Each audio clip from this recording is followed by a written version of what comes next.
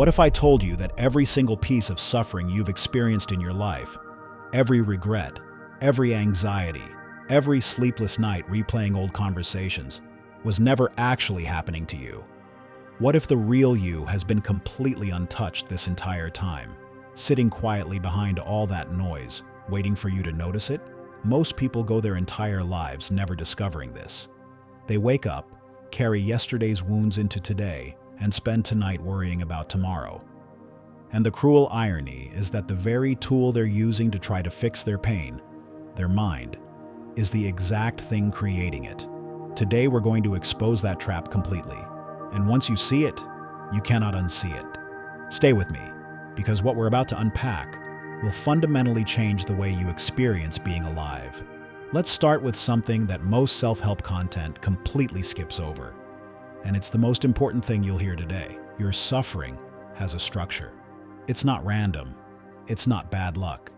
It's not the universe punishing you. Your suffering is architecturally predictable. And once you understand how it's built, you can stop being its prisoner. Here's how it works. Your mind is essentially a storage system. From the moment you were born, it began collecting data, rules, expectations, beliefs about how life is supposed to go. Some of this data came from your parents, some from culture, some from religion, some from a single painful experience when you were 7 years old, that you've long forgotten but your nervous system hasn't. This accumulated data became a program, and that program runs constantly in the background, scanning every moment of your life and making a judgment. Does this match what I've been taught should happen, or doesn't it? When life matches the program, you feel okay. When life contradicts the program, the mind sounds an alarm. That alarm is what you call suffering. And here's the devastating part.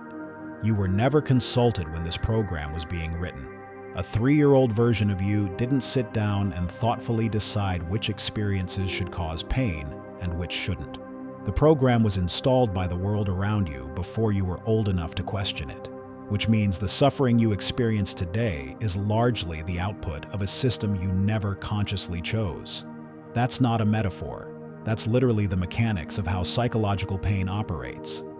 Now let's talk about time, because this is where the architecture of suffering becomes almost architectural in its precision. Your mind operates as though time is a horizontal line, a long road stretching behind you into the past and ahead of you into the future, with you standing somewhere in the middle. And from that perspective, the past is a source of regret, and the future is a source of dread. Most people spend the vast majority of their waking hours living on one end of that line or the other, replaying what happened, rehearsing what might happen, almost never actually being where they physically are. But here's what's real. Life is not a horizontal line. Life is only ever a single vertical point. This moment, right now. The past is not a place you can return to. It exists only as an electrical pattern inside your brain, a story your mind tells itself. The future is not a place you can visit in advance. It exists only as a projection, a mental simulation that may or may not resemble what actually unfolds. Neither of them are happening right now. Only this is happening right now. And when you sit with that truth honestly, something remarkable emerges. In this precise moment, as you are listening to this, there is almost certainly nothing acutely wrong. The thing causing you anxiety is either a memory or an anticipation. It's a ghost of something that already ended, or a phantom of something that hasn't arrived. The actual present moment, stripped of the mind's storytelling, is almost always neutral, or even abundant. The suffering is in the time travel, not in the now.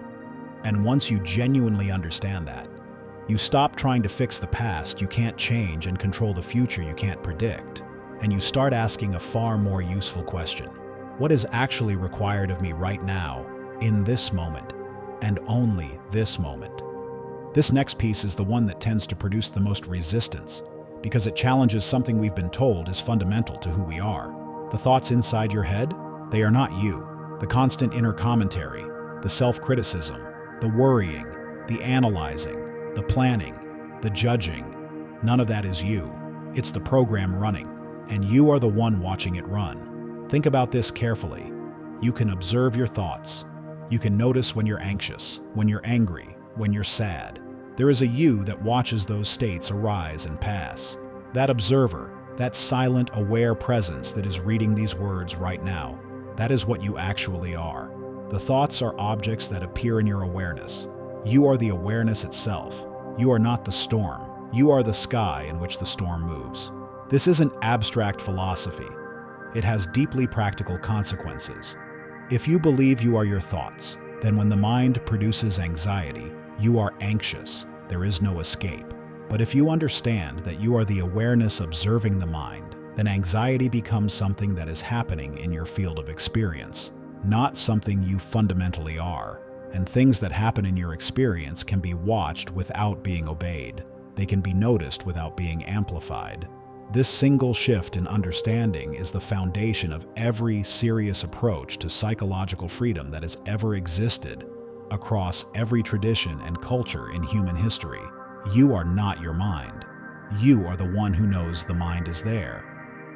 Here is something nobody wants to admit because it feels like a betrayal of our emotions, but it needs to be said clearly. Every time you react emotionally to an external situation, every time something happens, and you automatically feel devastated, or furious, or crushed, you are not being authentic. You are being triggered by a program you didn't consciously write. Genuine emotional response and programmed emotional reaction are two entirely different things, and most of what we call our emotions falls into the second category. When someone says something unkind to you and you feel immediate hurt, your mind has located a stored belief, something like, "I must be respected by others to have value," and it has generated pain as a signal that this belief has been violated. The pain feels personal. It feels like truth, but it's actually the output of old code running on a current situation. The situation itself is neutral. Only the program makes it painful. Now, this does not mean you should suppress your feelings or become emotionally cold. That's the opposite of what this asks of you. What it asks is that you develop the gap between stimulus and response, that you learn to notice the emotional impulse arising, recognize it as the mind's output rather than an absolute command, and then choose how to respond from a place of clarity rather than reaction. This is not suppression. This is mastery. Suppression is pushing the feeling underground where it festers. What we're describing is watching the feeling arise with full awareness, understanding its origin, and choosing your response consciously. That gap, even a fraction of a second wide, is where your freedom lives. Everything we've covered today points toward a single practice, and it is both simpler and harder than anything else you'll find in self-help. The practice is this: watch your mind without becoming it. That's it. In every moment of your day, when you're making tea, when you're walking, when you're in a difficult conversation, maintain a thread of awareness that is watching the thoughts and feelings arise without being pulled entirely into them. When the mind sends a thought about something embarrassing from 3 years ago, you notice the mind is producing a thought about the past. You don't follow it down the rabbit hole. You return to what's actually happening. When the mind generates anxiety about next month, you notice the mind is projecting into the future. You don't dismiss the feeling, but you don't build a whole narrative around it either. You return to now. This will feel difficult at first because the mind is extraordinarily good at pulling you in before you even notice it's happened. You'll find yourself 10 minutes deep into a spiral before you remember you were supposed to be watching. That's completely fine. The moment you realize you've been pulled in is itself a moment of awareness. Use it. Step back. Return. The practice is not about achieving some permanent state of perfect presence. It's about shortening the distance between getting lost and finding yourself again. Do that consistently, and over time, something shifts. The mind becomes quieter, not because it stops generating thoughts, but because you stop treating every thought as an emergency requiring your full attention. And in that quiet, the thing that was always there, peaceful, unhurt, fundamentally whole, gets a little more room to breathe. That's not an achievement you reach. It's what you already are, once the noise settles enough for you to recognize it.